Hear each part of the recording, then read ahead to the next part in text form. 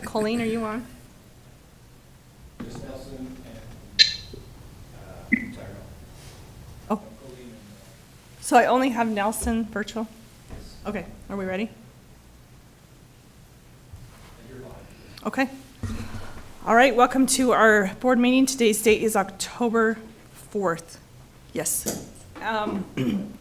And we are at the district office, and we have the board members that are present is Nan Barton, Steve Black, Lori Mon. We also have Nelson Yellman, who is virtual. We have Superintendent Fitzgerald and Tyrell Pemberton, business administrator, and other staff. So thank you for being here. I need a motion to approve the agenda. I move that we approve the agenda. Okay. I'll second that. All right. Any discussion? Okay, all in favor? Aye. Aye. Nelson, can I get your vote?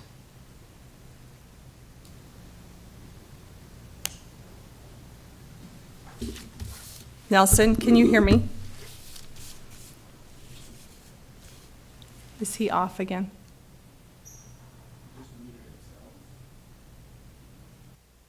Can you chat Nelson, can you him? hear us?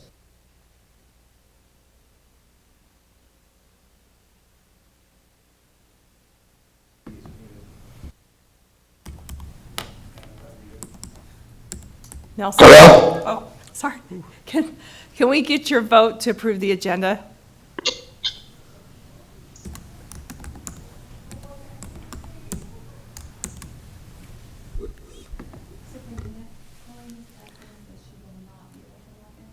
Okay. Nelson, can you hear me? I can hear you, yes. Okay, can we get your vote to, we made a motion and a second to approve the agenda. Can I get your vote, please? Yes. Okay, thank you. You're Okay, welcome.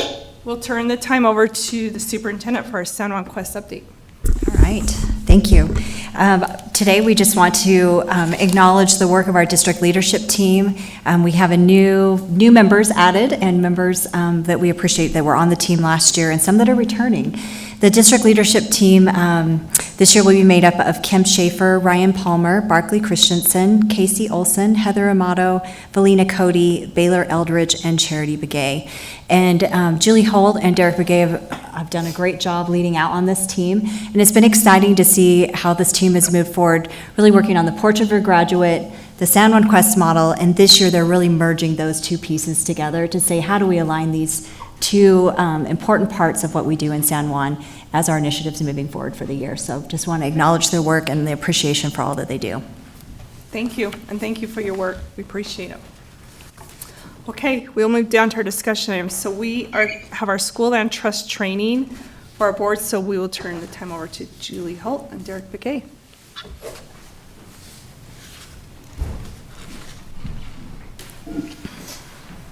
All right, it is that time of year again when School Land Trust rolls around, and here we are. So over $3 billion are in the permanent fund of School Land Trust, which is amazing and has grown over the years. San Juan School District received $608,950.66 this year to split up between our schools based on enrollment. And schools have made fabulous plans that you've approved from last year using those funds, and we're well into implementing those things. I'd like to share with you today some of the new things that I want you to be aware of as a board with School Land Trust. They have implemented a new final report template, so that's available for principals.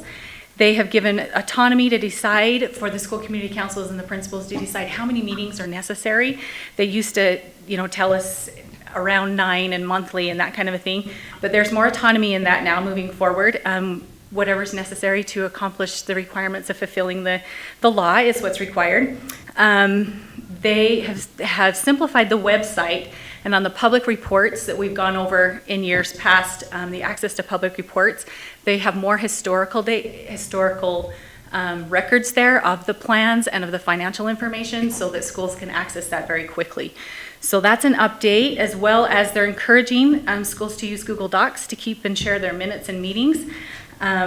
Approved minutes need to be posted and kept for a year, and then notices of those meetings 1 week ahead. School community councils need to be signing the signature form. So that was a new form that we used last year, and it used to be electronic, but we shifted over and did a paper copy. It can be paper or online if we have an option for a signature online. Signatures need to be presented to the board when we bring the plans. So just be aware of that those two pieces need to accompany one another. And the signature page is kept for 3 years for compliance and audit reasons. So those are the updates for this year, new and in addition to the lots of others that happen every year at legislation time. So one of our, I'm sure you've looked at did you pull up the document for the training piece? So you each have a document that I put together that just has all of the training link resources. All of those things are pulled from the websites, but they're kind of all over the website, so I put them in a document so that you could just have a quick access. I also, the very last link on that page is the training that we provided for principals in September at principals meeting, so that you can see exactly what principals are trained on as well, which is a little different than what you receive. One of our main purposes for training and coming to the board today is to bring the letter that is linked on there, the second item. Each year it's with the board's approval we set dates for the final reports and the upcoming plans. So we are presenting to you February 1st, which these dates are very similar to what we've done the last couple of years. But February 1st for final reports and March 28th for the upcoming school plans, which would give us an additional month if you'd like to have us go back and look at any plans, make any adjustments before we're out in May, so that we can get those to the state. If we complete those in May, the state will fund us in July. If not, they don't fund till October-ish, which interferes with a lot of our personnel that are hired in our plans. So that will be an action item, that letter to approve those dates today. Just want you to be aware of that and appreciate your support in that. A couple of other things, just as reminders, in the training pieces. One of the very most important documents for the board is that fourth document that's called Local School Board Responsibilities and Plan of Approval Guidelines. And you're welcome to open that up if you want to as well.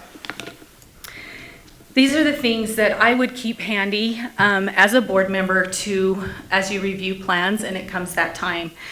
Each one of the plans must have at least one goal.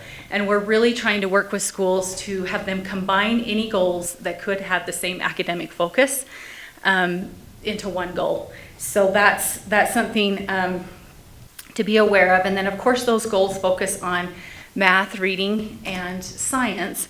But also for secondary, we can write goals to increase graduation rates as well as promote college and career awareness. Keeping in mind that we cannot spend any money on construction, maintenance, facilities, overhead, furniture, security, athletics, or any non-academic areas. So as you look at plans, hopefully it will never come to you that far before we haven't got it, but just be aware of that. Then it's important to just remember that our goals must be measurable, and so we're working with our principals to understand and write those goals so that they are measurable and that they are timely. Each goal really should clearly address, and this is something that is a little bit new, but clearly address the school's greatest academic need and also the board's priorities.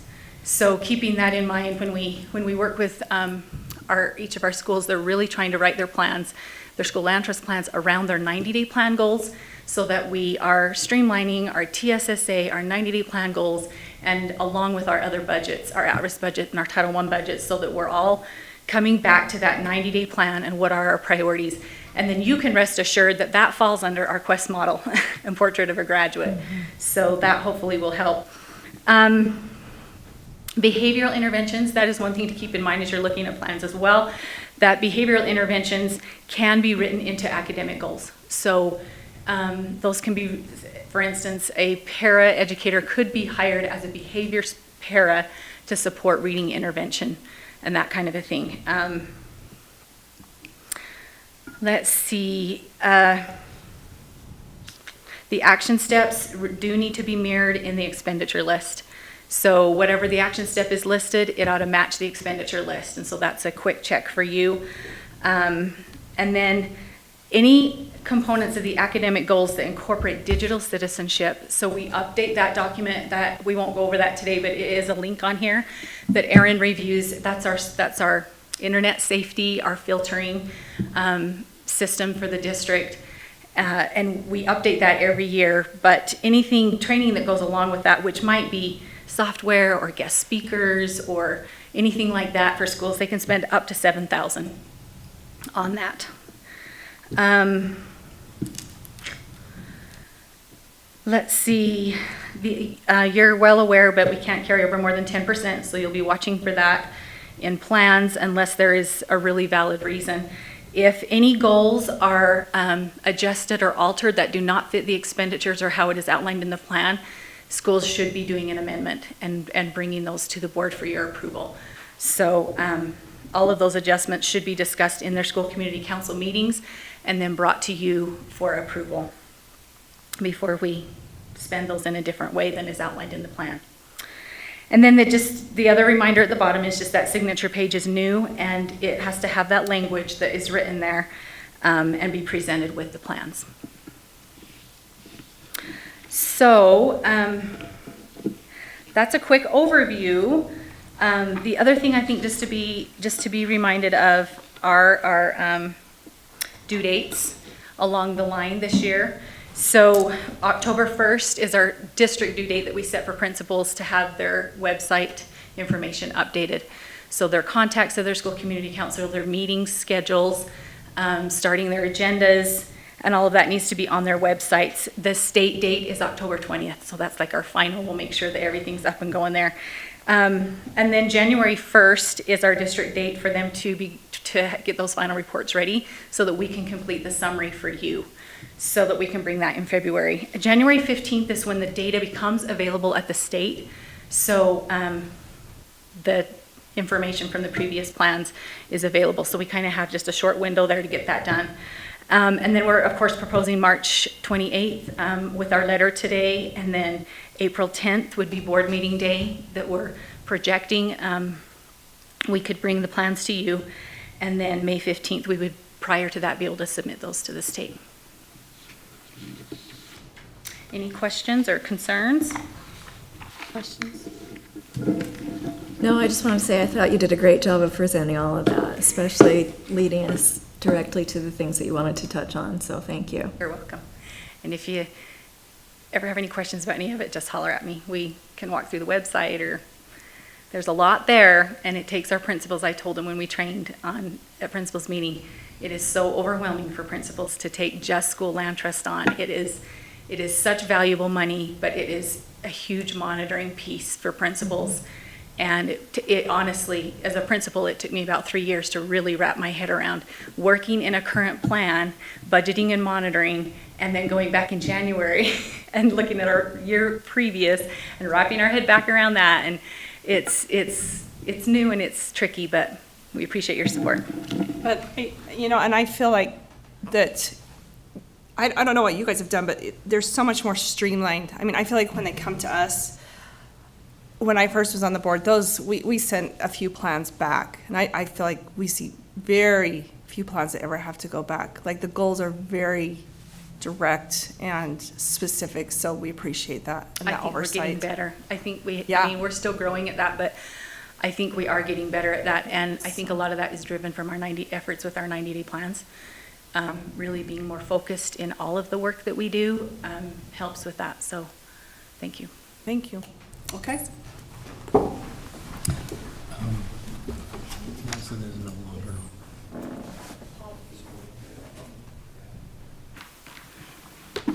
All right.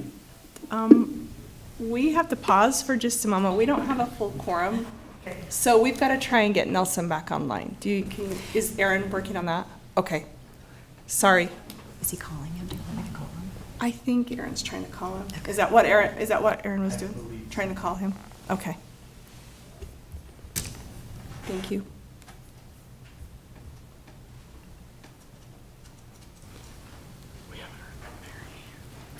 Do you want to try her?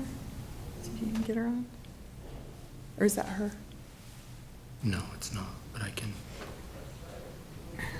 call. Actually, let's do, yeah, so, just for the public, we need to pause until we have another board member that can come online, to give us a full quorum. And we can try her if the other call drops, so, thank you, Sam. Okay. Okay, all right, are we back on? Okay. Thank you for your patience. We will now, number 2, San Juan School District Policy 4311, our bullying and hazing. This is our second viewing. Prolonging my suffering out here. Okay, so we brought this policy back for the second reading. There were some slight tweaks, changes made to it, mostly grammatical errors that I fixed, but essentially this is the same policy that was brought last month. So really I'm looking for maybe some feedback or direction on how the board would like me to proceed with this policy. I do know that later on in the agenda that superintendent is proposing some committees, and one of them would be a policy committee, so this would be one we could bring to a committee if that's the direction the board wants to go. But no changes. I did want to bring up last meeting, Mr. Black had a question about the abuse of conduct piece that I really didn't answer very well. So having some time to think about it, about how we would enforce the abuse of conduct, is really recognizing that every situation is unique, and similar to how we have student behavior matrices, we would foresee this happening the same way. We'd have a matrix for different conduct. And then always knowing that we are going to start the lowest level possible. So hopefully would start with mostly a conversation with the principal or the administrator, and then moving forward up into including law enforcement or no trespass if we moved further enough along that we thought that was warranted. But no set in stone, just really working through the situation as it's happening. So that's my answer for that. But as far as the policy, any feedback or how you'd like us to move forward with this? Does anybody have comments? Steve, did you? Yes, I'm still stuck on the abuse of conduct, I'm sorry. It's defined as. I printed it off, so I have it in front of me Which this page are you time. on? Second page, no, third page, no, yeah, third page. Okay, President, yeah. President, I think Mary is in now. Do you Okay. mind if I do a quick audio check? Sure, go right ahead, thank Mary, you. can give us an audio?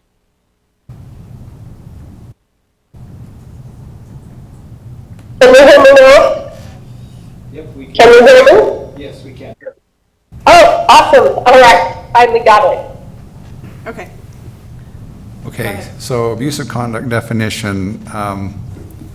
Abusive conduct means verbal, nonverbal, or physical conduct of a parent or student. And just looking at the word parent, I wonder if we need to define a little bit more what kind of parent we're talking about, such as parent or guardian of a student or student directed at. So this definition comes straight from the state code, but I can look at the code and see if they have a definition for parent, or maybe we include our own in the policy to define what a parent is. Are we assuming that it's just parents of students? It's not the citizenship, the population as a whole, I assume? Okay, we can include a policy, we can include a definition for parent. Okay. Are you wondering if we need to address just a citizen that's not necessarily a parent or? Well, I don't know, is the purpose of this Or a to guardian? extend to non-parents of students? I don't know that it's part, I don't know. That's probably Sorry, going a I little can't hear bit. you. Oh, I just don't know if that's our purview to be over something like that, but if it's related to the students, yeah, I don't know where the line is drawn there. I foresee it being a guardian So, Yeah. dealing with education, not a person. I think if you're thinking athletics, that would be something under a different so policy. do we have an understanding that the word parent here is parent or guardian of students? That's who it extends to, right? Okay. however, how many of us have been to a sporting event where the grandparents just is out of control? I mean, This so is does that- directed Yeah. more in the educational. I think if we're Yeah. talking sports, we have our different guidelines for when we need to remove people from our But event. we do get grandparents that are guardians. There's So as long quite a as few, it's so maybe we do defines need to guardian. kind of Have break a that down a definition little that bit. parent would include any guardian of the student. But I'm also wondering, I mean, I don't know how the board feels if, I kind of would like to see this go in the direction of being worked with committee. Just, I mean, it's a hefty, it's a lot of wording, a lot of document, maybe to break down a few more things, but unless you're all comfortable with, if you don't like that, I don't know. What's our timeline on this? This is just us trying to get everything Okay. into compliance, so we have time to work with it. Okay. So do you want to just see how it plays out when we get to committee? Yeah. Okay, maybe we'll just do that and then, and then we'll see how we're going to work that, but at least you have those notes of what we're concerned about, so. Okay. And I'll just make a comment. While we are using model policy to develop these policies recommendations, I think adding something parent and/or guardian is not going to change it from the intent of the model policy. So, I mean, I think that's something we typically do in communication that we send out in our schools and other documents. So I don't see that as being, changing the intent of the policy. So I think that's an adjustment we could make with no problem. But again, Okay. looking at that in the committee, we can work through all of those details to have how the board would like. Okay. Anything else? No, thank you, Laura. Thank you.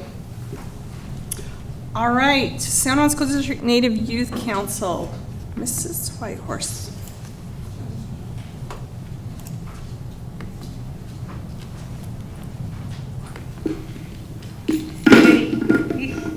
Good evening, school board members. So I am here on behalf of my Youth Leadership Council to request that our students are able to attend a Student Day field trip and attend the National Indian Education Association Student Day, which is scheduled on Friday. Let's see. Hold it up on here. Hold on. I think that's one of our people. I'm sorry, let me just see. Okay, Friday, October 20th, 2023. So this particular day, the convention is only for students, and I feel like our youth council will benefit greatly from the presentations at this conference, and it specifically relates to them as being Native American students and building leadership skills.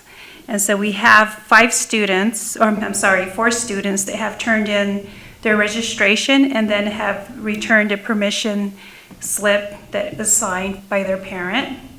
And that's Evan Keith from San Juan High, Dakota Wesley from San Juan High, Lance Begay from San Juan High, and Linnea Israel from Monument Valley High School. So I'm just asking the board for approval of our field trip so that we can take our students there. And Tony Pelt is going to be our chaperone to escort the students to the student day at the NIEA convention.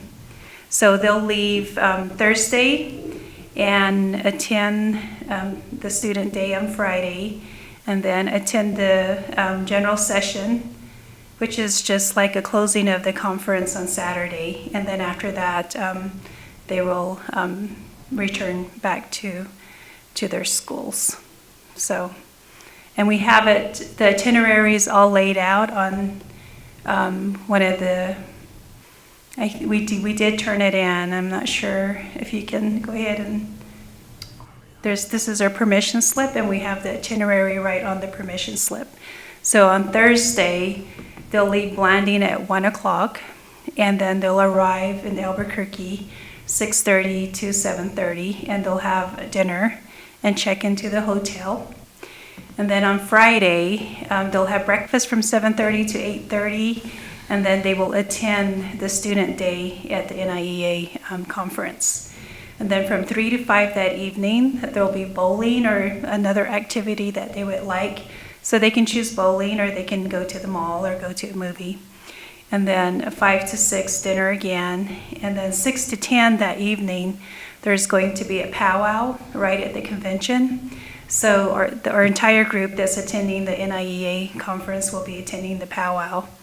and then they'll return to their rooms at 10:30. I'm not expecting them to return like too late, but lights out will be at 11. And we might leave the powwow a little earlier so it's not too late. I know it says 11 o'clock, but that might be a little late for some of us that get sleepy by 9:30 or 10. So, and then Saturday from 9 to 10, we'll have breakfast. They'll check out of their hotel, and then they'll attend the General Assembly closing conference from 12 to 2, and then they'll make their way back. Okay, is there any questions? How are we getting the student from Monument Valley? Are they just bringing themselves to San Juan High? Or? So they'll have a school representative that will take them to Bluff, and then they'll meet the traveling group from Bluff Elementary School and travel to Albuquerque. Okay.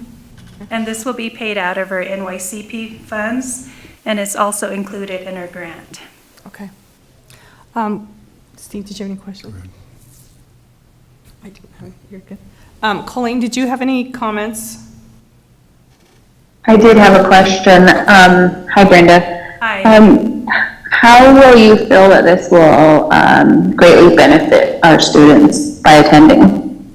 Well, the students that are attending are part of our San Juan School District Youth Leadership Council. So I think the workshops that they attend, the experience of being at a national convention will really allow them to think about all the ways that they can serve their schools. And also, we have some upcoming events, like we have our Knowledge Bowl and our Language Fair. And so they can actually bring a lot of insight and leadership to some of the upcoming events we have. Okay, thank you. Mm-hmm. Any more? Mary, did you have any comments or questions? No. Okay, go ahead. Nelson's back. I guess the other thing too is just to note that there's going to be students from across the nation there, from all different tribes, representing their tribes, representing their schools and their school districts, and I think it's a great opportunity for our youth council. Okay. Go ahead. I'm curious, has San Juan School District participated in this conference before? Well, I've attended before, and I know, like, we have several teachers, heritage language teachers that are attending, and it's Students? not students. This Okay. will be our first time for students, but yet they're attending the Student Day, which is specifically for them on Friday. Thank you. Okay. All right, thank you. I believe this is an action items for later, so, okay. Okay, thank you so much for your time. Have a good evening. All right, we will go to our Blinding Elementary follow-up. Mr. Pemberton? Yeah, just a quick follow-up since we met just a couple of weeks ago. We have the design team, MHTN, has put together a lot of work, and we've had a couple of productive meetings. Well, actually, one meeting since our last board meeting that was earlier this week, just to kind of review some of the aesthetic impacts of the school and how we want that school to be designed. They are working hard on getting some of the schematic design documents prepared so that before we meet next, we'll need to submit our application to the state for the rural schools capital project application. And so they're working hard to get that done for us so that we have some additional information that can be provided as we apply for those funds, and we hope to have that done. We're also looking at getting a procurement document put out for general contractor early involvement for the project that we'll hopefully be able to bring back in our November board meeting to the board a review of that process that's played out, and hopefully we'll have a recommendation in November for early involvement with the general contractor. So that will go out this month really soon. And then we also have received a lot of input from our stakeholder committee groups that we've met with, and a lot of that has been implemented by the design team. And so we are right now looking at scheduling some of those meetings for those stakeholder groups again, to bring a follow-up from the design team to provide an update on where they've where they've been able to implement some of that input that's been received from those different groups. And so we're looking at scheduling those right now. We don't have anything on the calendar. We hope to have that soon so that we can notify those groups and have the design team come down and present that information, and also do a general public informational meeting with MHTN also. So that's all coming. It's, probably in the next couple months, we'll have those stakeholder and in committee inputs from all those different groups, and we'll keep you up to date on when we get those meetings scheduled with them. Okay. Any questions? Mary, do you or Colleen have any questions? I don't have any. Okay. Well, the only question I have is, has there been any major designs or changes in the designs that we've had problems with so far? No, nothing significant, nothing major. Just some tweaks That, that have been made. and that, Oh, go ahead. sorry, and that's with the stakeholder inputs, as well? Yeah, upon, we've just, from the original, because as we kind of have talked about before, we designed this building similar to our other schools that we've built, our other elementary schools. But we've received some input from those stakeholder groups that we've made some tweaks and adjustments to the building to meet those recommendations or requests, but nothing that's significant or dramatic changes. Okay, good to know. Thank you, Tyrell. Okay. Thank you. All right, I'm not even going to read the whole line. It's just, we're talking about the ESSER funds, so you two just lead out. Please. All right. So the purpose of this agenda item, in the past, we've kind of brought back, just a review. The ESSER funds, as a reminder, are those funds we receive from the federal government for the response to the pandemic. And we received, over the past couple of years, an ESSER 1, an ESSER 2, and an ESSER 3, which is ARP ESSER funds. And we've got 1 year left of the ARP ESSER funds. Those go through September 30th of 2024. And so really the purpose of today is just to kind of go over some of the things that we've been able to do with those funds to support our schools and respond to the pandemic, not necessarily a deep dive into the budget or things that we've reviewed in the past. And so I'll turn it to Superintendent to kind of go over some of those initiatives that we've gone through. Yeah, and I think what we'd like to do is kind of highlight the progress, and the goals of this funding was really to support that impact that we had from the COVID pandemic. So some of the highlights, you will have seen a number of these things previously, but some really things to highlight is under health and wellness, thinking about COVID prevention and recovery. Our school nurses have been a big part of that we've added on. Mental health supports, both virtually and in person, with some contracts that we've been doing, has provided that help for health and wellness. And also, for our staff, so we're thinking there's the student component, but to support our students, our staff also needed support along the way. So we also have that virtual component through Tava Health for our staff members. And then we're very aware of the River Region Land Access Project and the funding and resources that went to that and supported from the state. We're still advocating for additional funding there. This funding is going to expire next September, so we're really kind of on the tail end of that. But that has had, we've spent a significant amount of money, but also have had a significant impact in providing access for students in the River Region. And then a couple of the other things just to highlight really is thinking about our learning loss, and that's not only thinking about how do we remediate this time lost from the classroom and the impact of the pandemic over the last few years, but also, better helping our staff members to be able to respond to this in a more effective manner in the same amount of time. So a lot of that has gone into these supports that we put in through professional learning and development. I really would like to highlight the paraprofessional initiative. I think that has been a really exciting initiative that we've had over the past 3 years, and right now this is our last year as part of this funding. That's really honored the work of we have so many paraprofessionals, and honored the work they do, helping them understand that they also have standards, and supporting them as they're implementing those standards in the school. We also have a special education initiative that has been rolling out. A needs assessment was completed last year, and that work continues this year. So that's another area that we've needed that additional support, and that is really going to impact that department throughout our district as well. The last thing I'd really like to mention is just a reminder that these ESSER funds have come from input, and there is a team that meets regularly every 6 weeks, month to 6 weeks, and really gives input on how we spend this funding, monitors the funding, how it's impacting outcomes for students and the goals of what this ESSER funding is all about.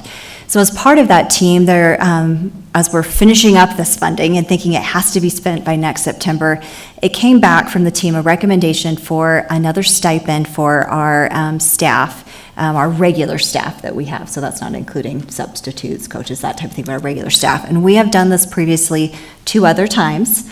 This time is a smaller amount, and that's kind of thinking that that's how this funding was meant, is that we're coming in that first year, coming right out of, we're still in the midst of the pandemic, actually, and that funding is meant to support that intense, so thinking PPE, that was a big part, sanitization, everything that was happening with the bus. The stipend really, at that point, is really looking at how do we compensate our employees for all of this extra time and this extra duty. And then we move through that in the second stipend. So we've had a stipend for 2% or $750, a stipend for 1.5% or $500. So now we're kind of in that last phase. And I want to acknowledge to the board and our public that this last piece may feel a little different in thinking that what are our needs of student now? We can see from the data, like I was looking at comparative data, and today we'll have a presentation from our assessment director who will kind of share that with the board, the progress that we've made.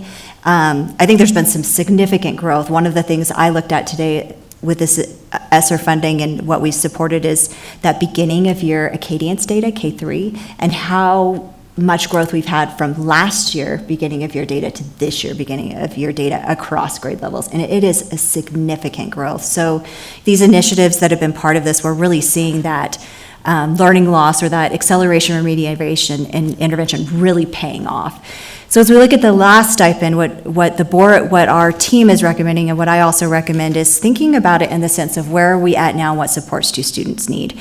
And I think it really is geared more towards thinking that health and wellness component and the extra duty and need for a stipend to honor the work of our staff that they're doing. And I think this, and you probably have heard this as well, is thinking that as students are coming to us and moving through this process, they're growing. We're seeing that in the student achievement data. But there's also the significant challenge of students re-engaging with the school environment and being motivated to learn. And, in talking to teachers throughout the district, that's a part of it, is they come into the classroom, they're having to spend this extra time to say, how am I going to get my class engaged to learn? And then once that happens, they're back in and learning, and we're seeing that in the data. But that's also this component of health and wellness with students that, it's this, sometimes a student gets dysregulated really quickly because of kind of this motivation and engagement, and we're seeing more of that, and that impacts all of our staff. That impacts, if you're running a small group of students, it impacts our bus drivers to say, student gets on the bus, something small maybe in the past that wouldn't impact them, all of a sudden it's impacting them, and the bus drivers, working with that student to get calmed down and ready to go. So I think this is, as we think about the stipend, it's really moving more towards, as we consider extra duty, it's that extra support and energy that's required, extra duty, to help our students with this next phase as we're moving out of that. And that's an important component as we think about academic achievement, is that health and wellness piece. So the recommendation would be a 1% or $400 stipend that we would pay to all regular staff. The stipend would go out in the November payroll. We're looking at the total amount on this particular one would be approximately $412,000. So it's less than we've done in the past, but as we consider how this funding is spent, we would expect on the last year of the funding that would be reduced, and that extra duty would be reduced than what we paid in the past. So that is the recommendation to the board, and would love to hear any questions that you might have for me. Questions? You can start us off. So you're saying $400 is 1%. 1% of what? So 1% of their regular salary, or $400. So when you think about a certified employee, would probably end up with more, but we want to, and what we've done in the past is the same thing, to So say there's a minimum minimum of 400, 400. okay. Yeah, we wouldn't go below that amount. That way we're honoring the work of all of our employees. Okay. Any questions? That was also what I was wondering, so. Okay.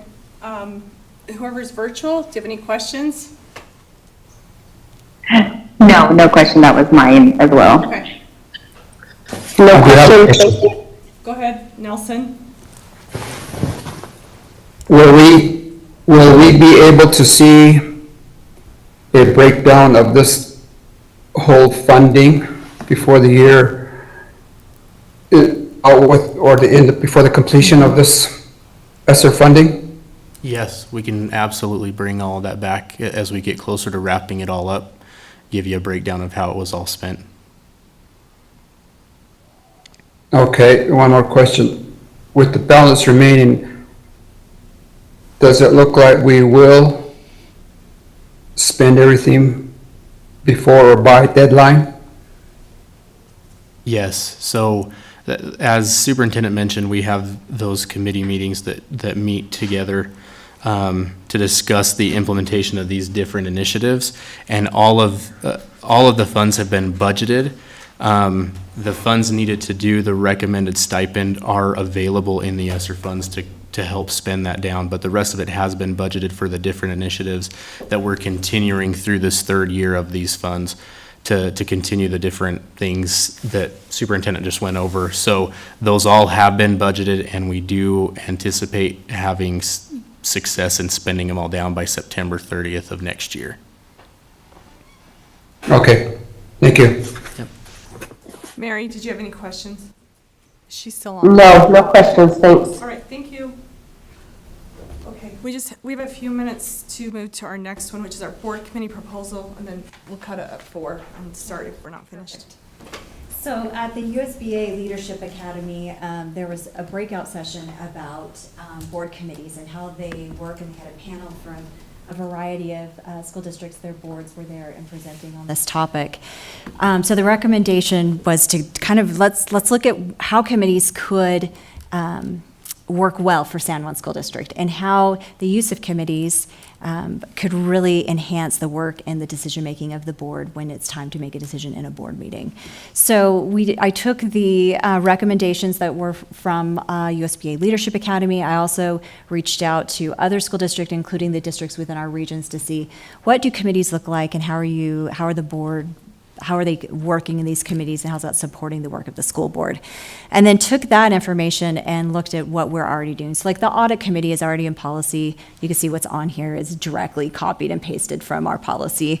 But we also have some things that are specific to us. So that's also this idea of Johnson O'Malley and tribal consultation as being an additional per se duty of board members, that they really support that programming. And we've seen that from our board members for a long time. So that would also be another opportunity. That one doesn't have details with it, because I think that is a little more flexible, but you could have board members that take that on as a committee assignment instead of one of the other committees. So it's really looking at the proposal saying, these are the ones we feel like, based upon what other school districts are doing, the needs of San Juan School District, that I would recommend as committees. Open to suggestions. The bullet points that are on there are just there to kind of guide, to say this is what that committee work would look like, to not interfere with the work of the board. This is just to allow more time for review and looking at each of the content areas of that committee, the purpose of the committee. But again, that's to inform the board for decision-making, not that any decision-making would occur in a committee. Any comments about these committees? Did everyone get a chance to review the suggested ones? Do you have a comment? Yeah, just a comment. I guess I like what is being proposed, and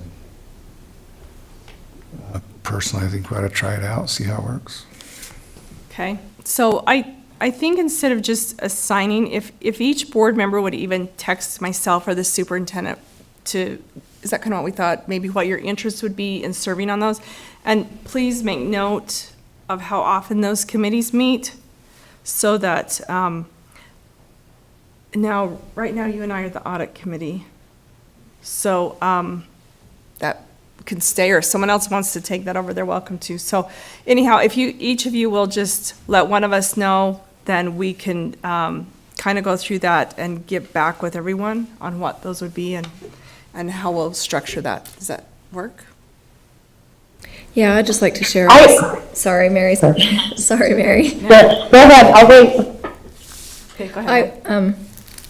I was able to attend that breakout session as well, and I think it's an awesome idea, because sometimes we come to board meeting and we're not quite sure what we're looking at, and to be able to be part of a committee and be able to inform the rest of the board, I think will make us even more empowered and able to be more productive.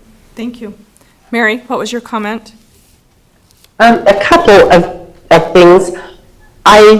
I would like to suggest we look at having somebody on the district leadership team or committee. And then a question about the pre-delegate assembly at the bottom of this page. The pre-delegate assembly is an informative, it's usually somebody talking. The real responsibility is just the delegate assembly. So I don't know what the intention is with that, but I would think it would be the delegate assembly, because that's what they want one member of every school district to attend. The pre-delegate assembly is just somebody to come and speak prior.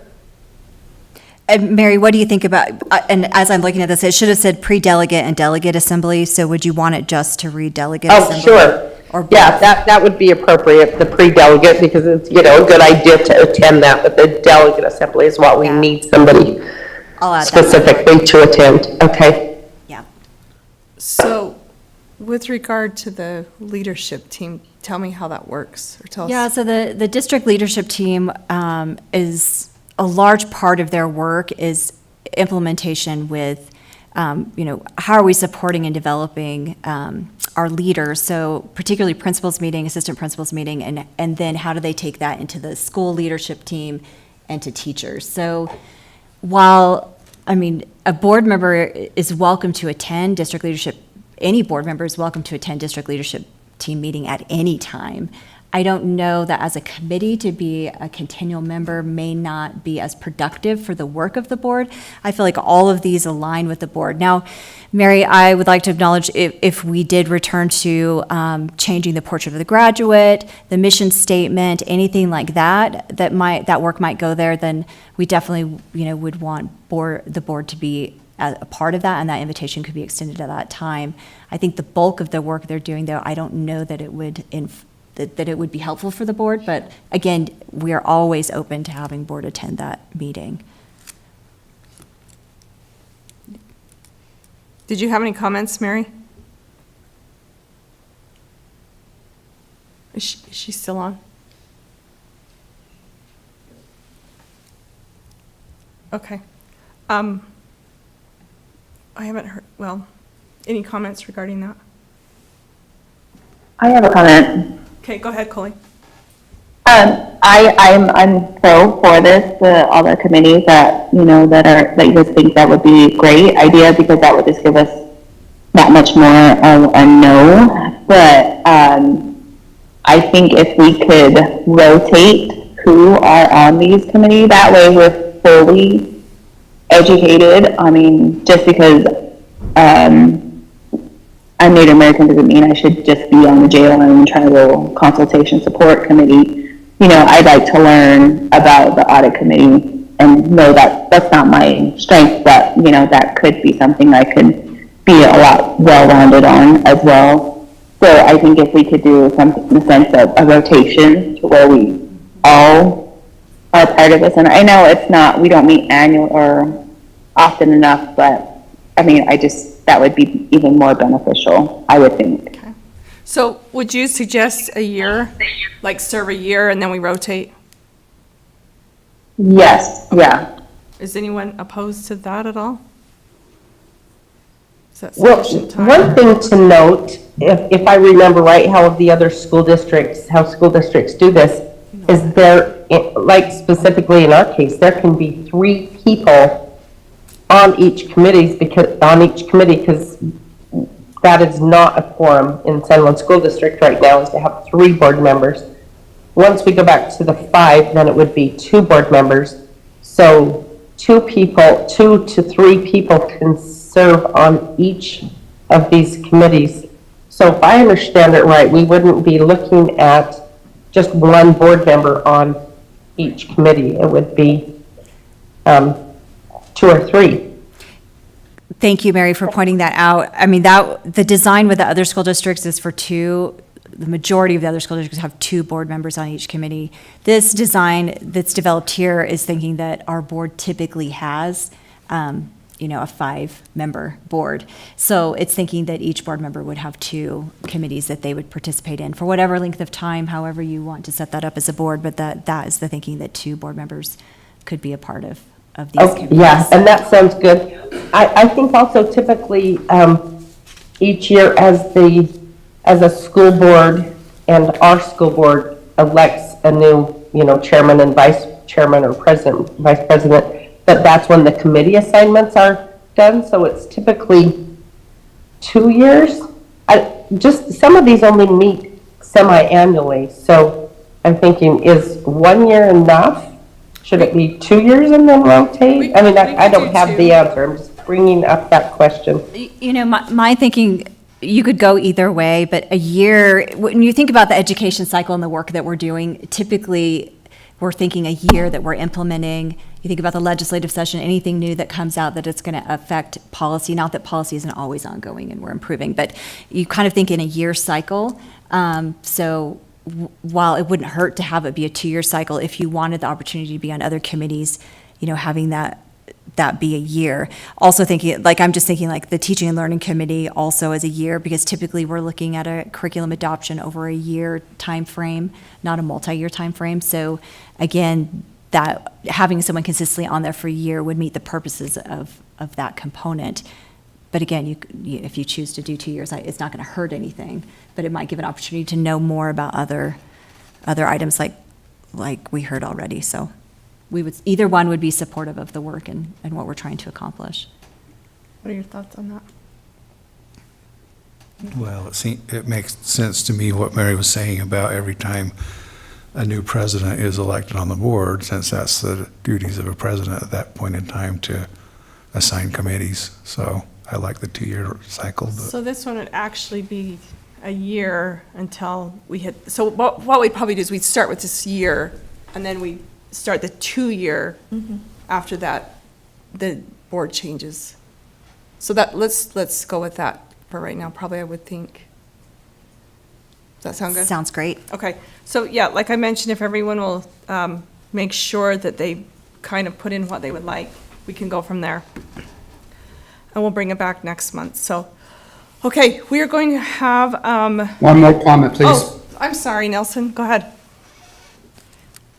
As far as trouble consultation goes, it's somewhat the same as well. We do have 2 representatives in our district.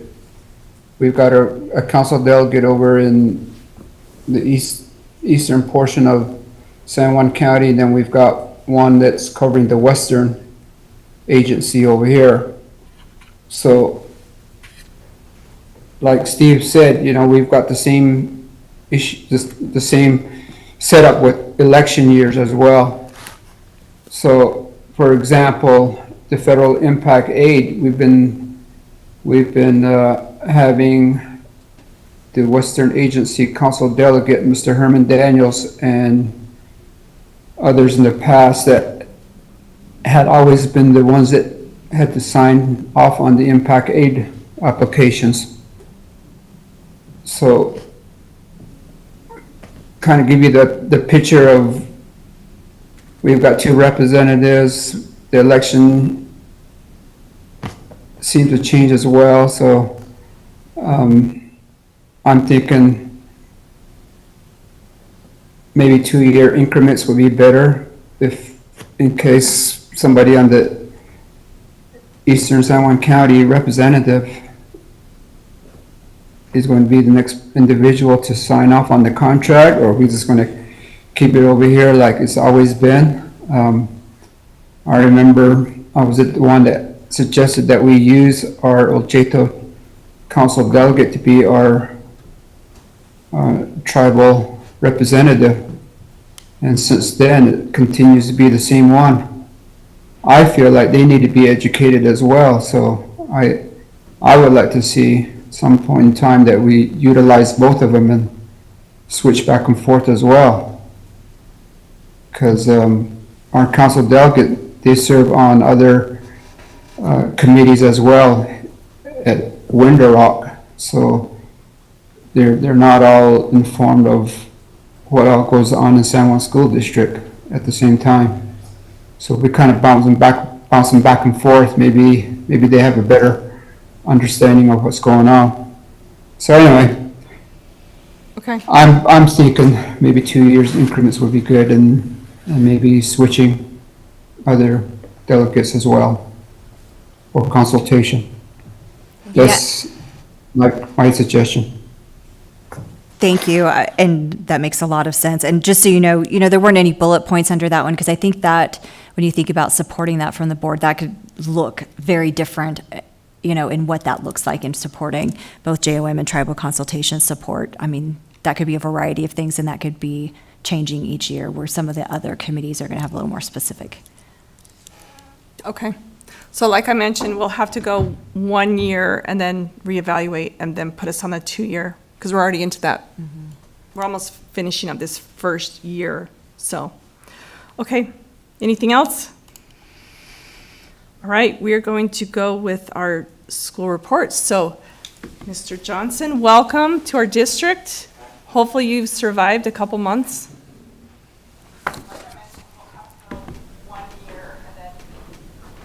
Am I being recorded? Yeah, we've survived really well. It's exciting to be here and making a lot of progress, so we're excited. Okay.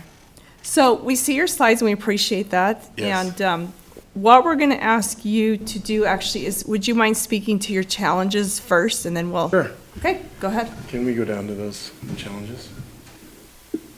They're down towards the bottom. Right there. Our first one is making sure that we're supporting all of our stakeholders to be successful. And there's a lot of balance here, because we can't pile too much on the teachers at once, because then they have problems. And we're trying to make sure we're getting the information from the community to support the community and from parents. And so it is a balancing act, but it's, I think, becoming very successful. We're trying to be student-centered and let data drive the instruction and do school-wide initiatives to take care of that. So, and we're trying to take as much off the teacher's shoulders as we can, and everybody shoulder the responsibility there too. So you want to walk us through one of your initiatives that you're doing? One of the school-wide initiatives is actually part of our goals is the house system and the pass system. We wanted to work on behaviors, and we wanted to work on attendance, especially chronic absenteeism. And so we've revamped our attendance model, so to speak. We're getting teachers to call after 2 days of absences. And then we move to our counselors and our social workers, and they're checking up, saying, is there anything we can do to help? Anything we can do to help get them here, because it's so important. Then we're moving to letters and trying to do attendance plans with the parents. So that's with our chronic. Then the tier 1 part of that is we're doing the house system. We changed it from being just a cultural thing. We're keeping the culture, but we're letting them get points for attendance, being on time, and good behavior. So it's helping drive that. We're at actually 93% attendance, which is really good. And we only have about 39 students who are chronically absent at this point. And our goal is to cut that in half by the end of the year. So that's part of that. And then we have the PASS program, which is for tier 3 behaviors, where the kids are really struggling to be able to stay inside the classroom. And so Sarah Kerr, who's a behavioralist, but she's also our head of our SPED, and she's also a SPED teacher.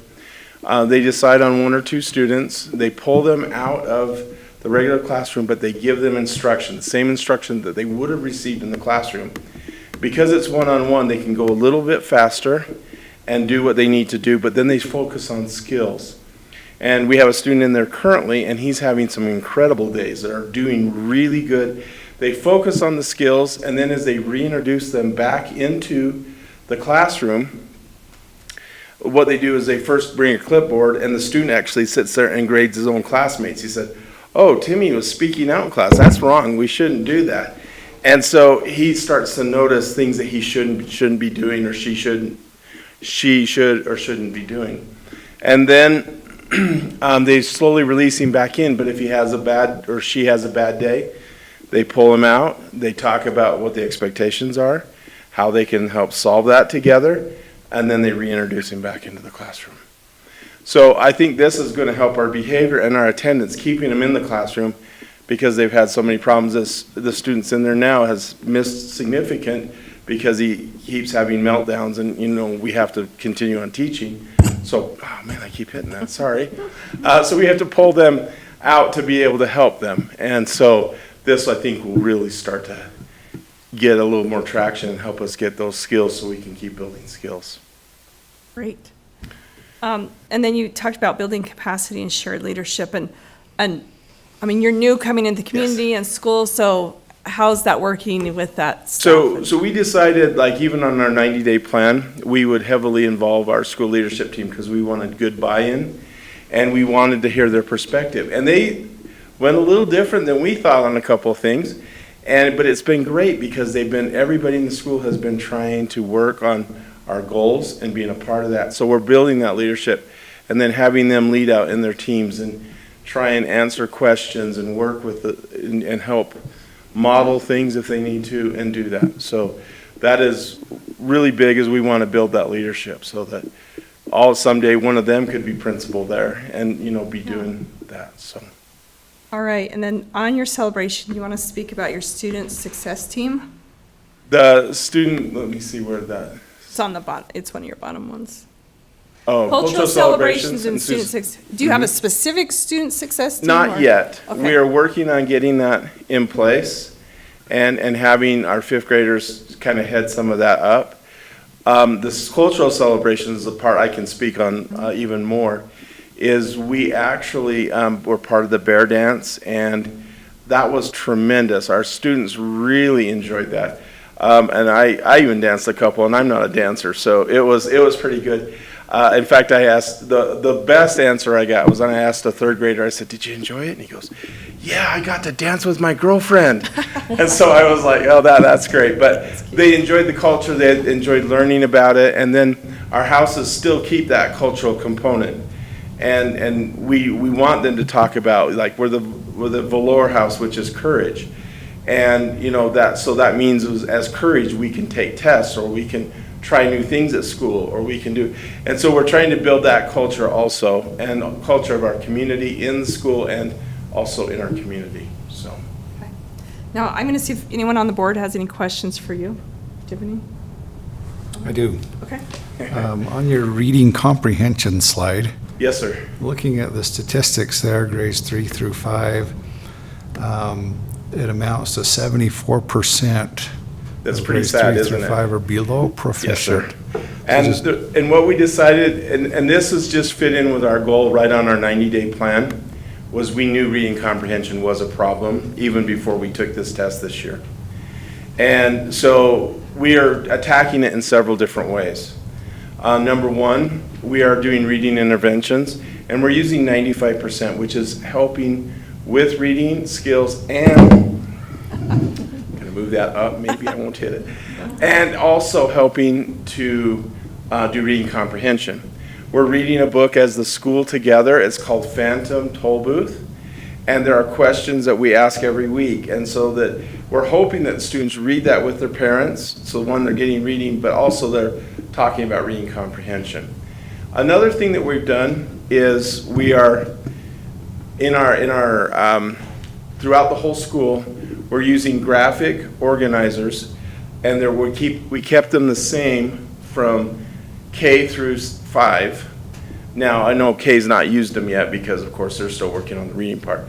But 1 through 5, and we want them to be able to produce these on tests and to be able to think about them, because we're keeping them the same for both in informative text and also expository text, so that they can recreate that. If they're on the RISE test, they can say, oh, I'm going to make that and do that, and it will help them to comprehend that.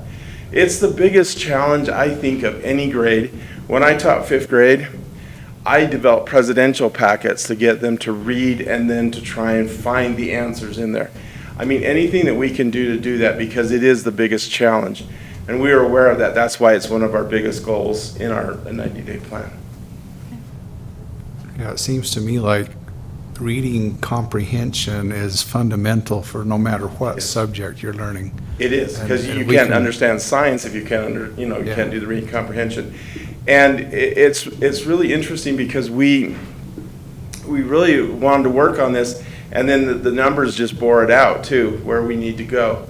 And we can grow on that, and that's a good challenge for us. And so I was sad to see that they were sad data, but I was happy to see that we had focused on the right area to go the right direction on this.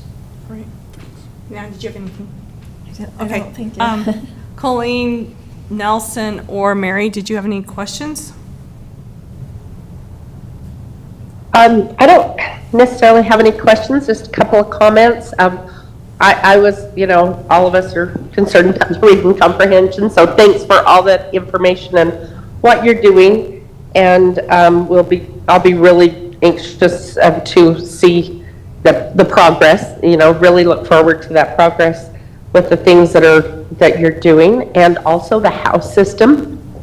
I love what you're doing and expanding that and continuing that. I've talked to students who really love that. It seems to motivate them. And one of the things that you, if I can find it, a statement in here. Oh, here's the thing I love the most. So I hope all of this really does, lead up to this, is provide what you have on, I think is the first page, providing. Let me see if I can get my computer to get rid of the pop-ups, because I can't read it. Okay, providing learning opportunities that promote the development of knowledge, skills, and attitudes that empower students to enjoy school. That's my biggest hope and goal, that students will enjoy school because they're learning so much. It's a benefit to them with the knowledge that they get, and that will be enjoyable to them. And so anyway, I love that statement, and thanks for what you're doing. Thanks for coming to Blanding. We just really appreciate you. Thank you. I really enjoy it here. I told my wife, this is it. This is where I'm going to die someday. So I just want to be part of the community. I want to be here. So this is great. Right. Okay. Anything from Colleen or Nelson? Okay. No, nothing from me. All right. Thank you, though. And thank you. Thank you. It's kind of fun when certain principals get to come the first year, because then when you swing back around in a year, we get to kind of see what you started with and what you're going to kind of end with. So we wish you the best of luck the rest of the year, and thank you. We Thank appreciate you, and your thank you time. for all the support. Lori, I did have a question. Oh, come back, please. Colleen has a question. We're a little delayed just because of the virtual, so sorry. Go ahead, Colleen. That's okay. I did have a question. Since you're new and you have a fresher look on this, were you able to identify, is there a common problem as to why there is such chronic absentee with our students?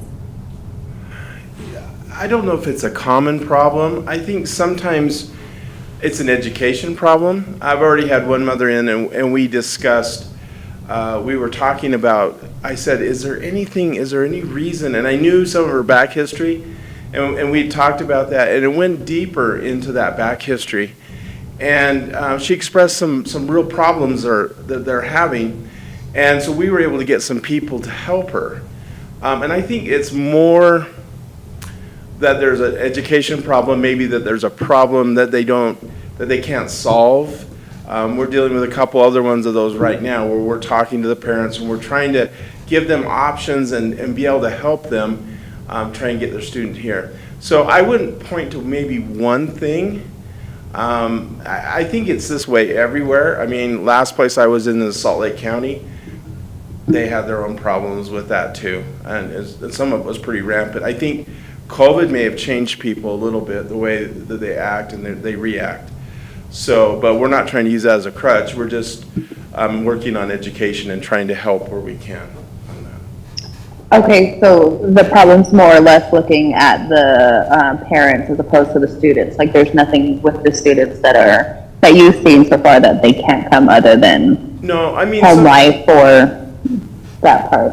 yeah, sometimes I think that there might be things, like maybe they don't like math or, and we're working on trying to make that fun and get them there. But parents do have their struggles, and there are some trauma struggles too that I've seen. Right. It made my heart hurt sometimes, and sorry, I cried a few No. times because it's so hard, and there is so many things out there that I want to help them so badly. And so I think, just trying to help the parents get them here is just so important because the teachers are amazing at Blanding Elementary. I love the teachers. They're so good, and the staff. And I think that if we can get them here, we can make that progress. But you're right. I don't think there's just one point. I think there's many, actually. Okay, thank you. And then I just had another follow-up, and this is more to you. I mean, being new to the district and to the area, are you getting enough support as the new administrator there within the school? So I have great support. Everybody, district office, Julie Holt, I give a shout out to because she's always there for me. I tease her that I'm using up my 2 questions for the day, but I do more than 2 questions a day, I promise. And the superintendent has been so helpful. Everybody has been there to help, and I really appreciate it. I am getting great support, and I love this community. I love the district. Like I said, I found a home. This is it. So it really has been great. okay, great. Thank you so much for answering. Thank you. Thank you. Okay, Jana, you ready? And you have a lot of data, so we're just going to let you just run with it. I do, and I don't want it to be data overload, so we're just Okay. going to do an overview. That's perfect. An Thank overview you. of the district, because I Okay. know Michael spoke to Blanding Elementary, but Yes. as far as assessment, we're just going to do a quick overview district-wide. Assessment, as we know, the state requires us to test our students every year to see how they are doing as far as the standards go for district and state core curriculum. So that's a requirement from the state. As far as assessment director, you can go to the next slide. As far as assessment director, I work with the state, with Utah State Board of Education, in finding out, getting testing information and coordinating between the state. I'm our liaison to the state, and then I communicate regularly with our schools. We have testing coordinators in each school, so I coordinate with them, communicate with them, and hand them down the information that comes from the state, as well as I help set up accounts for testing proctors. I troubleshoot during testing, and then I ensure the testing data is accessible to all our schools, to our administration. So that's one of my main functions, and that's kind of what I want to show you guys today, is just an overview of the tests we do at our district and kind of an overview level. So if you'll go to the next slide. So the first test we're going to talk about actually is WIDA. And I know last time I presented, I didn't know what it stood for. I put it up here this time. It's World Class, oh, perfect, thank you. It's World Class Instructional Design and Assessment. Basically, when we have students that come to our district, every year when students register, they fill out a home language survey. And on that survey, if they answer that they speak any language other than English in their home, then they actually get screened for EL, for English Language Services. If they are approved, if they fall into the category and they meet that and they need those EL services, then they are required every year to be tested with the WIDA test. It happens in January and February. And that test, what it does is it measures how their progress is going in their English language skills as far as speaking, listening, reading, and writing. Okay? Now, one of the things you'll notice on the slides is I highlighted in yellow, the requirements have changed this year from the state. It used to be a level 5. When the students had reached a level 5, they were deemed fluent and they no longer were tested and just monitor it. This year, the state has changed it so if they have a composite score of a 4.2 or higher and a minimum score of 3.5 in the speaking domain, they are considered fluent in English. Okay, quick, dirty overview of WIDA. Now, let's take a quick snapshot at what our data is looking like. This is the most recent testing data that happened, testing last January, February. We got the results in May. Now you can see we have everywhere, we run everywhere from exploring or entering all the way to our fluent, our reaching and bridging. Most of our students, excuse me, most of our students fall in number 3, level 3, which is developing. Excuse me. One of the nice things that I wanted to let you guys know, when I looked at our data this year as opposed to the year before, we showed a 2% increase in students in a level 4. So we've been able to move a 2% increase, moving them from a level 3 to a level 4. So we are seeing some movement towards proficiency there. Next is the ACT, and the ACT is the test that is given to our 11th grade students to look at their college admissions readiness, their test for college admissions. When we look at the data, what I've done here is, it's not showing up there, but there we go. Okay, so what I've done here is I've compared, on the left you will see San Juan District's data, and on the right is the state average data. Okay, and I'm just going to quickly, like I said, quick overview. You can see if we're looking at our composite score, for our district, our composite score is a 16.9. We can see the state average is 19.9. But the state is wanting everybody to get to at least an 18. And we can see that we are getting closer there. We're 16.9, so we are getting closer to that. That's the feedback from this last year. If we move to Utah Aspire Plus, there we go. So this is a test that's given to grades 9 and 10. It's a time test at the end of the year. It's given for English, reading, math, and science. And it's supposed to be a predictor of what our students' ACT scores will be when they take the test as in 11th grade. So if we go over here again, on the left is San Juan District, on the right is the state. And I just want to quickly draw your attention to one area. There's average composite score, and it shows our district at 186.6. I want to mention that our average composite score went up 2 points from last year's scores. So we did see some growth there. And then our average predicted ACT, it went from a 17.8 to a 17.97. We are just about at that 18, which is what the state is looking for. Okay, so we did see some growth there. This I won't speak to. This is just a bell curve showing the different comparisons with the state again and our district. So RISE is Readiness, Improvement, Success, and Empower, and this is given to our students in grades 3 through 8. And it is actually an untimed test at the end of the year. ELA, or English Language Arts, and Math are given to grades 3 through 8. Grades 5 and 8 do a writing test, and grades 4 through 8 do science.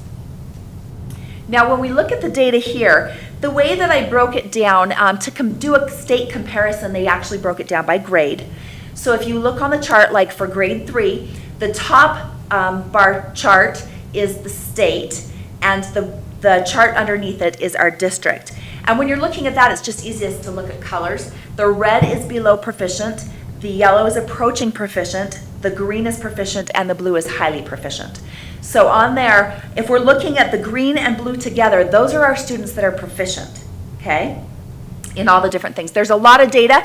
I just want to highlight some of the significant increases that we have seen from the data from the year before, okay? 5th grade, and I do need to mention, this is not cohort data, meaning our students that were in 5th grade last year tested at 4th grade. I'm not following them by grade. I'm just looking purely at 5th grade this year as opposed to 5th grade last year, different students.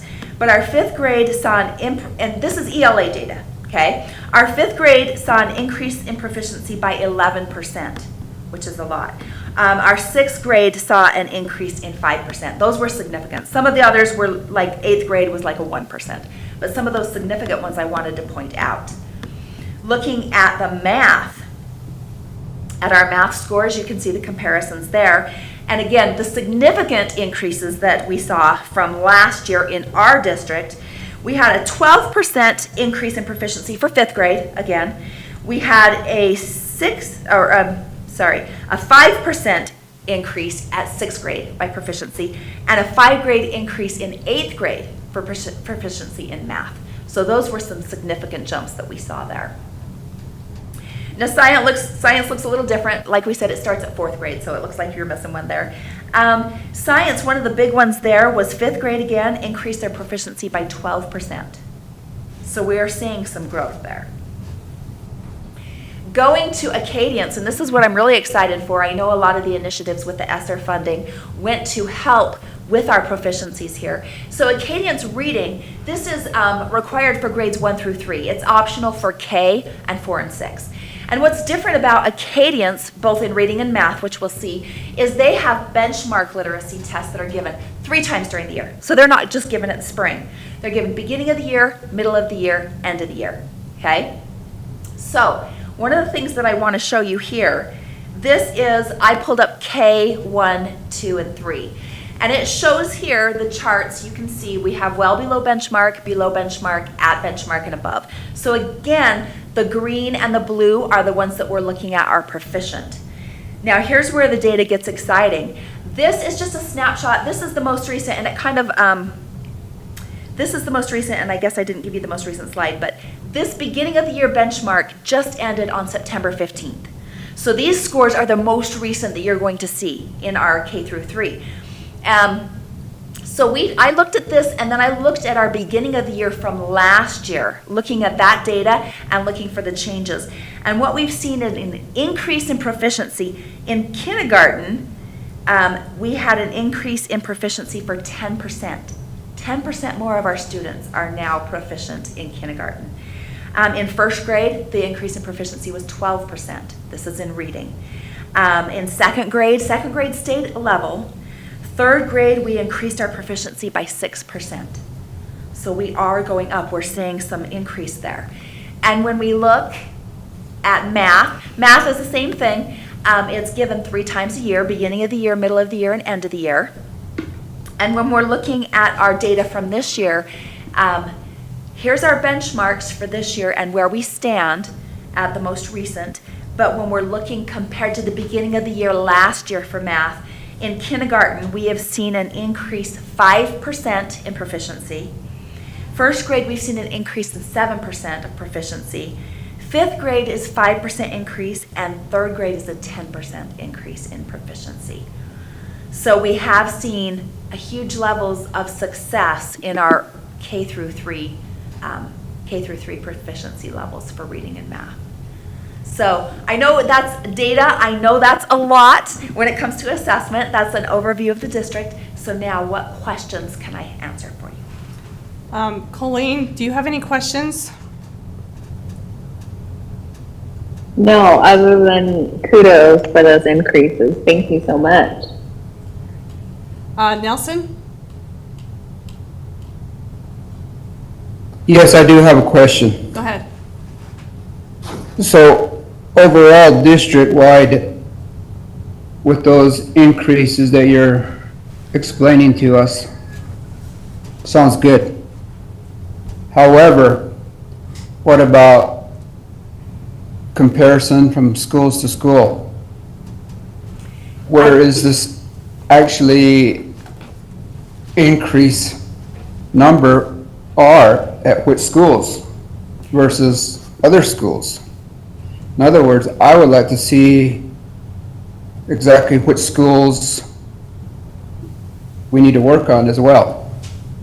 Okay, I do not have that data for today to show. We did look at some of that. I know Christy has the K3. You have the chart, and I didn't have that chart with me, but we do have the K3, and I can pull together something and send it out. I would be very happy to do that. And I think part of that was that, Nelson, just part of that discussion with Shannon presenting today is to do the overview of the district, because each school presents to the board and should be sharing that data in each of their individual board presentations. But I would be happy to share some of the growth I know that you maybe want to see. I will say and looking at this data and then thinking about ESSER and how it's impacted that, we have seen significant growth in our River Region schools in a number of these areas. ACT stands out. One of our schools in the River Region has significant growth in ACT. This early learning data, K-3, we've seen significant growth in the River Region, which we would expect because those students were, online learning for a year without virtual access. So that percentage of growth, we would expect at this point to see in those schools a significant growth, but that growth may shrink over time as we get back into our normal patterns. Yes, I would like to see it, so I can have that on hand when I am asked. Okay, Thank you. all right. Mary, anything from you?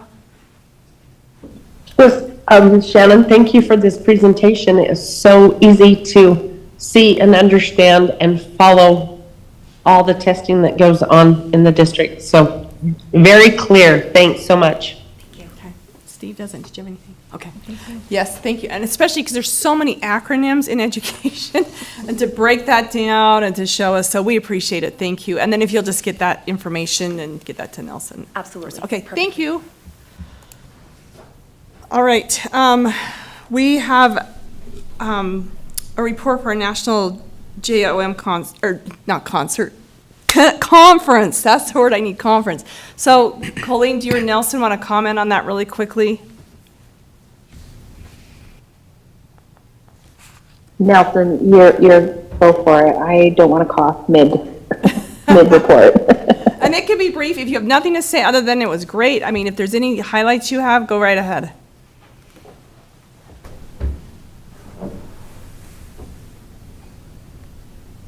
As for myself, it was definitely an experience to attend and to see our district JOM being celebrated as a whole, and as well as our Teacher of the Year, Christine Rock. That was definitely amazing. I just got to see that more that we support, the more that we can succeed. And, this is definitely something. I also did attend the Heritage Language Conference last week on Friday, and to see the staff and our superintendent and our assistant superintendents there in attendance, as well as Tyrell, that was great. So the support is definitely something to be celebrated, and so if we continue to do so, I know we'll be that much more greater. Thank you. Okay, and then the superintendent and business administrator went back for NAFIS, so if you would just want to highlight that real quick. Yeah, just a quick update that we did travel back for our Capitol Hill visits. We're able to meet with a policy advisor and a legislative aide, both in Congressman Stewart and Senator Mike Lee's office, and leave letters of support showing how much this impacts San Juan School District. And then we have a follow-up meeting, because I think we have a legislative aide that's from Senator Romney's office that will be in San Juan County, who's going to meet with us as well. So it was a great visit. It's such an important part of what we do is advocating for those funds to continue year by year. So, Okay. Anything you want to add to that? Nope, that's great. Okay. Thank you. All right. Lori? Oh, yes, go ahead, Nelson. I stepped out a minute. I don't know if you called on me, but I just wanted I to did, but you're okay. add to Colleen's report on the National Johnson O'Malley Conference, which was successful. And we do have a new representative at the regional board member, which is our former school board member, LCD. She's representing Region 7, which consists Utah and Nevada and California. So we have her at the national board level as a representative. That's great. So there was 2 or 3 resolutions that they brought back, and one that I wanted to share with you due to the fact of the most recent government almost being shut down. So one of the resolution was a forward funding, meaning in case if there's ever a government shutdown, the Johnson O'Malley program will be a continuation of funding regardless of the shutdown. And this is in line with 2 years increment of each year's renewal. So that was brought again, so that was very helpful because we almost did have a shutdown. And the second resolution I just wanted to share with you again is another continuing resolution regarding eligibility for students. Last year, when I attended the conference in Las Vegas, that was a new resolution then regarding Native students that do not have tribal enrollment numbers that are being raised either by foster families or grandparents. And when they are in those situations, they are not able to enroll the students unless they have legal guardian. In most cases, they don't. So that's the second resolution. I just wanted to update you again as a continuing resolution. Thank you. And like Colleen said, you know, our Sound School District Indian Education Committee with the Johnson O'Malley was recognized again as the exemplary committee member from San Juan School District. So that was very, very neat. And then again, also our Navajo Teacher of the Year, Ms. Christine Rock from Sabine Sky Elementary, attended too. So that was nice. As going forward next year, they will be doing students strand again, like they used to pre-COVID. So that will be happening in Durant, Oklahoma. So I'm hoping that we can send some of our students to attend that conference in the future here next September as well. So that is my report. Thank you.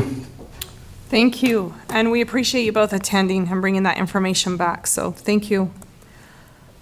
Okay, we actually are going to go into closed session.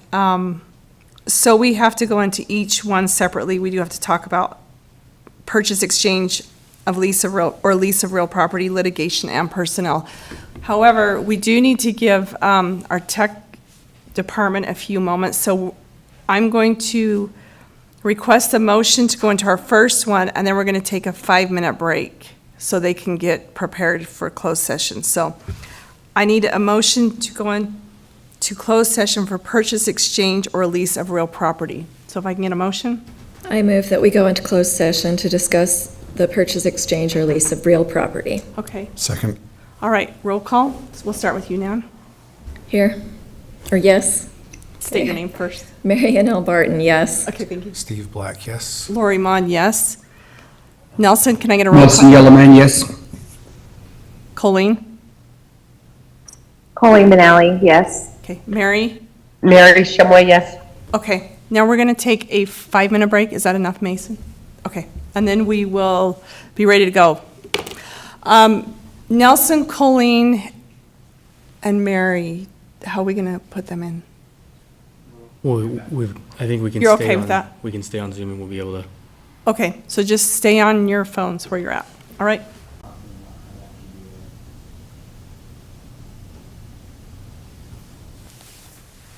Technology, thank you. Department, this is just not even up my alley. I would fail miserably doing this.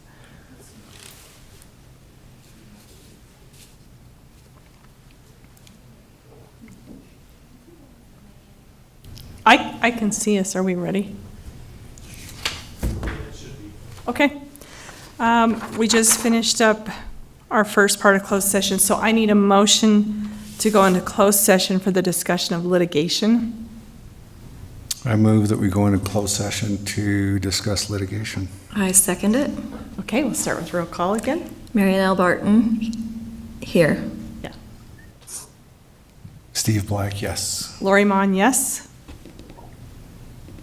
Mary Shumway, yes. Okay, we had Nelson and Mary. Okay, Colleen? And Colleen Manali, yes. Okay, all right, thank you.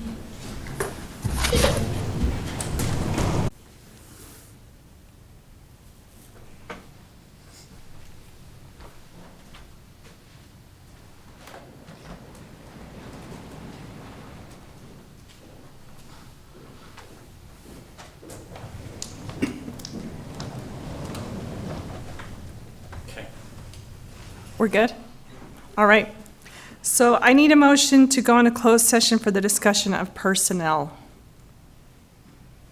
I move that we go into closed session for the discussion of personnel. Second. I'll second the that. motion. Okay?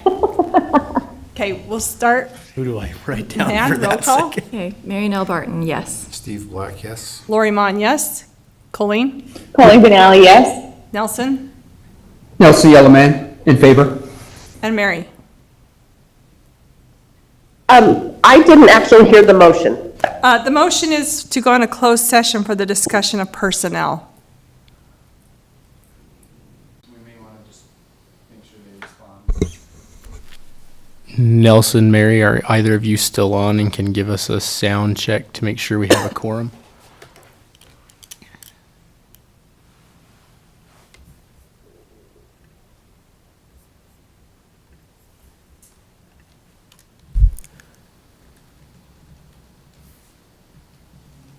Are they all on mute? Nelson, Mary, either of you there?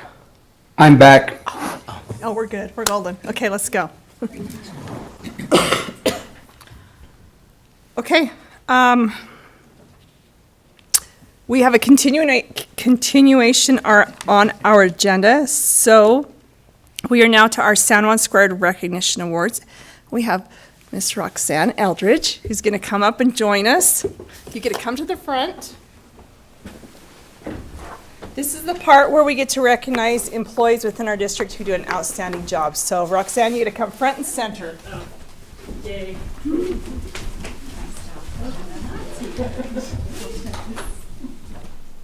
Okay. You do. You're gonna read something.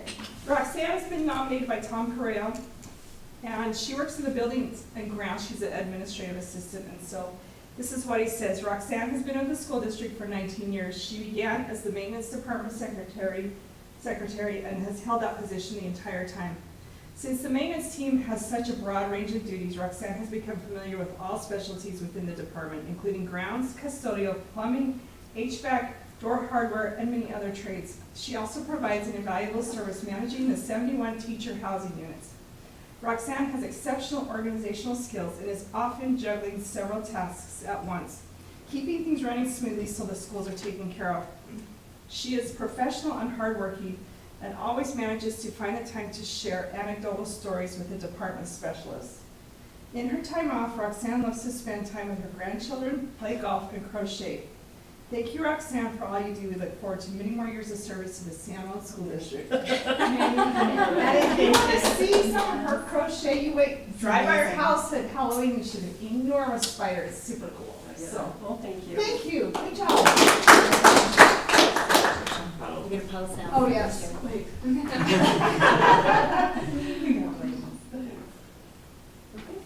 Thank you. We appreciate what you do. Thank you. Yes. Thank you. I will say Roxanne is invaluable. She is. Good job. All right, you can stay or you can leave. Thank you. Thank you.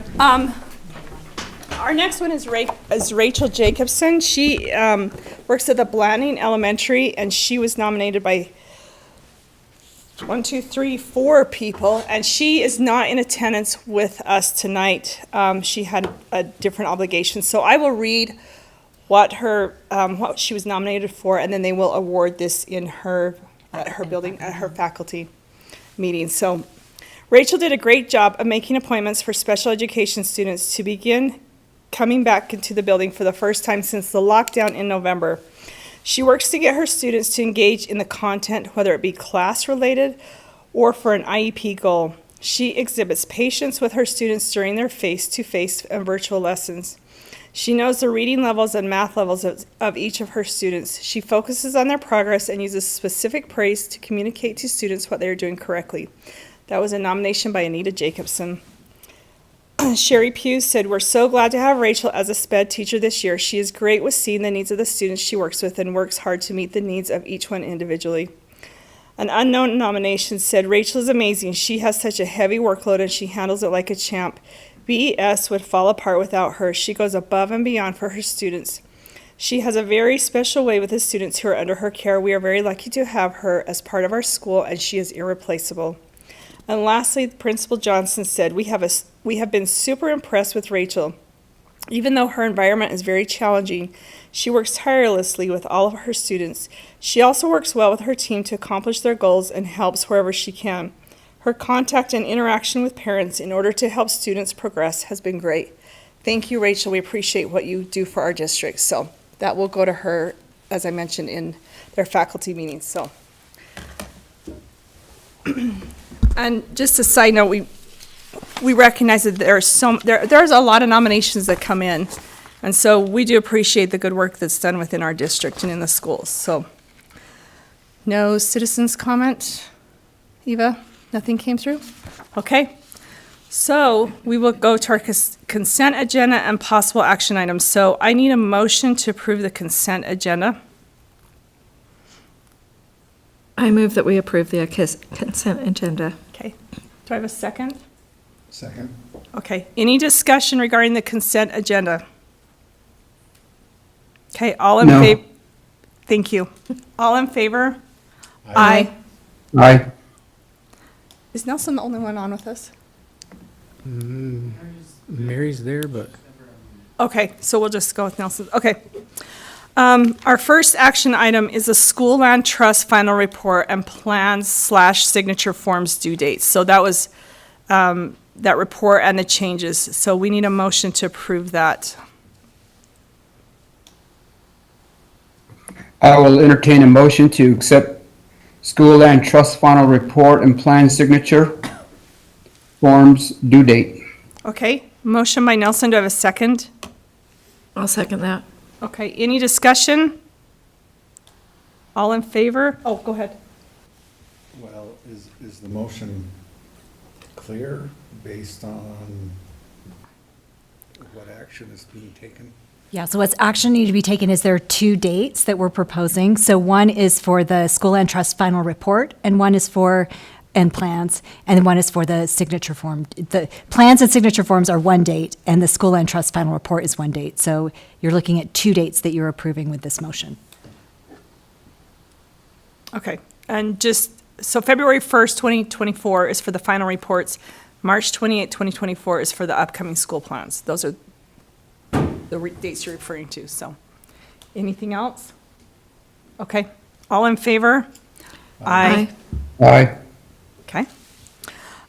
Number two, that is that policy that we had discussed about taking that back with our committee and looking at that. Do we need a motion for that?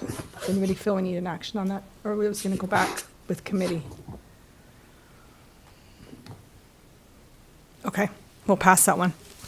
All right, the next one is San Juan School District Native Youth Council NIEA Convention, which Mrs. Whitehorse presented. So if I can get a motion to approve that for those students to attend that convention.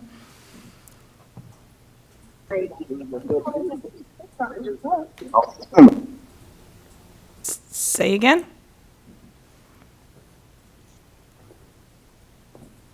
I will make a motion to accept San Juan School District's Native Youth Council NIEA Convention attendance. Okay, so motion by Nelson, do I have a second? Second. Okay, any discussion? Okay, all in favor? Aye. Aye. Okay. And our last one is our future ESSER ARP CARE Act fund expenditure. So this is the one the superintendent spoke about, doing that stipend. And whoever makes the motion may want to be clear on what that stipend amount is. I move to approve the recommendation by administration to give a stipend of 1% of compensation, subject to a minimum of $400. Okay, motion by Steve. Do I have a second? I'll second it. Okay, any discussion? All in favor? Aye. Aye. Aye. Okay. All right, and Superintendent, if you'll give the information items. Okay. So our next board meeting will be November 8th at the district office and virtual available. And then we do have fall break coming up October 13th, 2023. So those Okay. are up and coming. All right, we are adjourned. Thank you, everyone. Wait. What? I said wait. Okay, what? I talked to Tyrell during the break, just a minute, but I just wanted to, Tyrell, did you mention that, or should I mention it here? Yeah, you can go ahead and mention it here because I didn't get a chance to go in with everybody at dinner. Oh, okay. So, I believe all board members, well, and administration, and basically the public in San Juan County is invited to Energy Fuels Open House on Tuesday and Wednesday.